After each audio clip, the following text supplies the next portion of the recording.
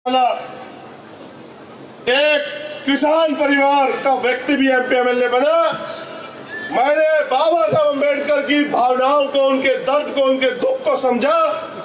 मैंने तय किया अपने साथियों की मदद से कि आने वाले लोकतंत्र में गरीब का बेटा भी आगे बढ़ेगा।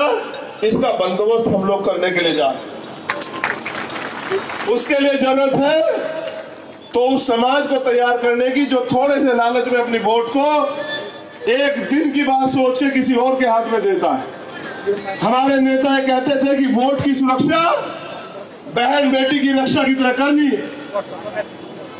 तो जिस दिन आप वोट की वैल्यू को समझ जाओगे कि वोट कोई ऐसी चीज नहीं है कि वोट आपको किसी को फेंक देनी है, भावना में आके, प्रलोभन में आके, लालच में आके, पैसे में आके देनी है। जिस दिन आप ये बात समझ जाओगे कि आपको वोट का चयन अच्छे व्यक्ति को, अपने बीच के व्यक्ति को आगे बढ़ाने के लिए करना है जो आपकी समस्याओं से रूबरू हो, तो मैं विश्वास के साथ कहता हूं कि उस दिन आपके दिन बदल जाएंगे।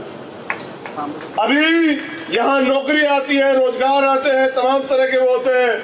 और मैंने तो ये भी देखा महाराष्ट्र में, पिछली सरकार में और इसमें भी, कि इनकी मेट्रो बनाए या मॉल बनाए वो गरीबों की झोपड़ियों के ऊपर से ही बनते हैं। ऐसा सिस्टम बना लिया है कि गरीबों को निकालना है शहर से, वो गरीब उनको गंदगी नजर आते हैं।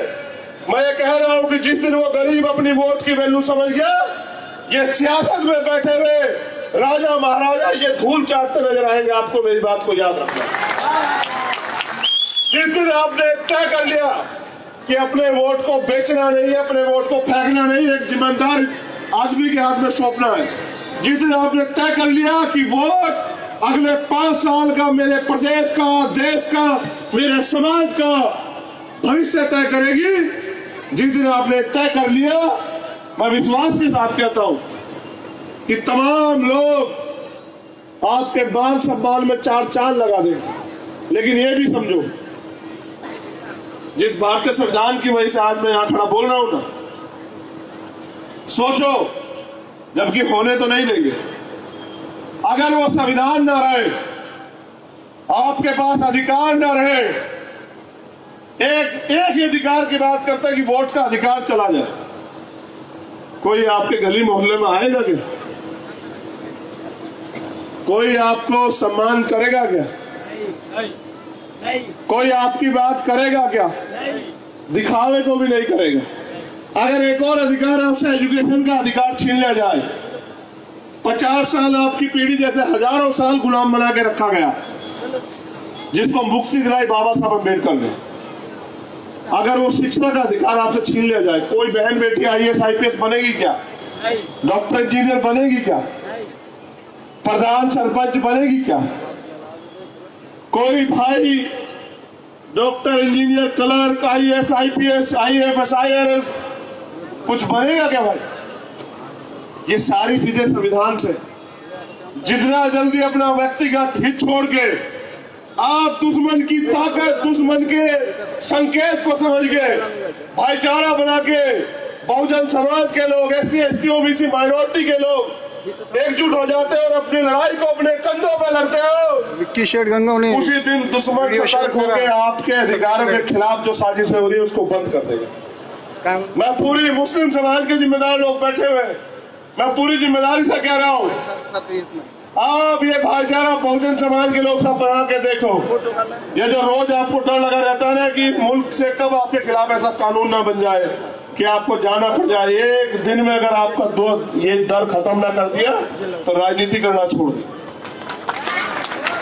एक दिन में ये 85% बहुजन समाज जो अपनी ताकत के दम पे हुक्मरान बन सकता है, मालिक बन सकता है, जिस दिन वो अपनी शक्ति के प्रति सचेत हो गया तो आने वाला कल आपका है। बाबा साहब अम्बेडकर ने कहा था, मेरे याद है कि 21वीं सदी आपकी। मुझे विश्वास है कि बाबा साहब अम्बेडकर झूठे नहीं हो सकते और बाबा साहब की बात को पूरा करने के लिए जो कुर्बानी देनी पड़ेगी वो भीम आर्मी और आजाद समाज पार्टी के लोग देंगे, उसके लिए हम तैयार। ये लड़ाई सेवक और शासक के बीच है। अगर सेवक ने अपनी ताकत को पहचाना तो मैं लिख के देता हूं कि वो आने वाले कल में शासक बन जाएगा। और जब कानून बनाने की ताकत आपके हाथ में होगी, फिर किसी गरीब आदिवासी की झोपड़ी को कोई जला देगा क्या? कोई किसी कमजोर शोषित को घोड़ी से उतार देगा क्या? कोई दंगा फसाद करा देगा क्या? कोई आपके आरक्षण हक अधिकार को छीन लेगा क्या? कोई आपको जाति धर्म के नाम पे अपमानित कर देगा क्या? जिस दिन उन्हें एहसास हो गया, क्योंकि जब बाबा साहब अम्बेडकर ने मनुस्मृति जलाई, मैं याद दिला रहा हूं आपको, तो चर्चा तो तब भी हुई होगी। बाबा साहब के खिलाफ कोर्ट क्यों नहीं गए वो? क्योंकि बाबा साहब ज्ञान का सूर्य थे।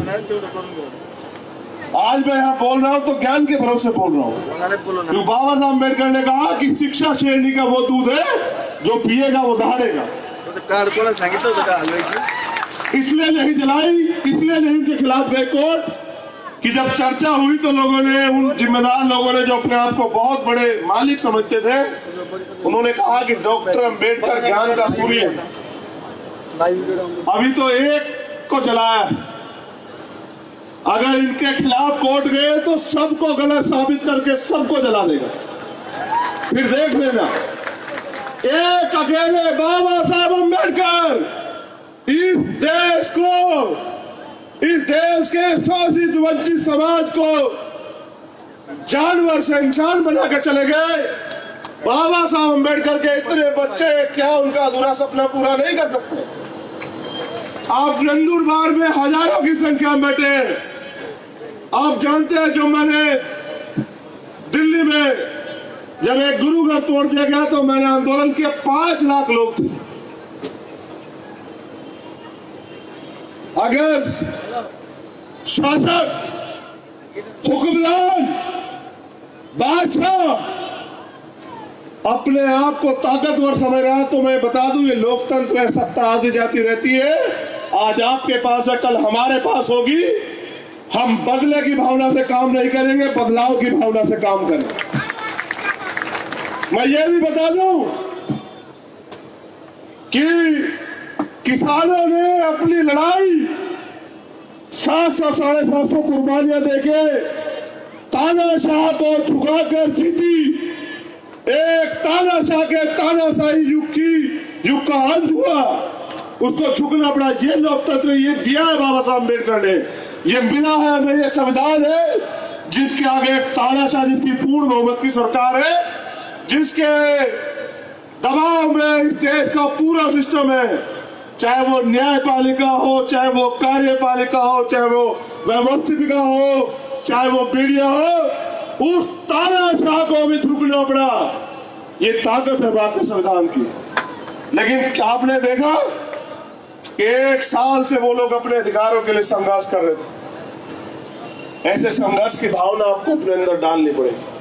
जितने संघर्ष की भावना इस टूटे फूटे गिराए गए शोषित वंचित समाज में जाग गई, वो दिन ऐतिहासिक होगा और वो दिन इस देश में एक नई क्रांति को जन्म देगा, जिसको हम नीली क्रांति कहते हैं। जिस दिन वो सवेरा आएगा, उस दिन के बाद आप अपने आप को ताकतवर महसूस करेंगे। मैं इन्हीं शब्दों के साथ अपनी वाणी को विराम देता हूं।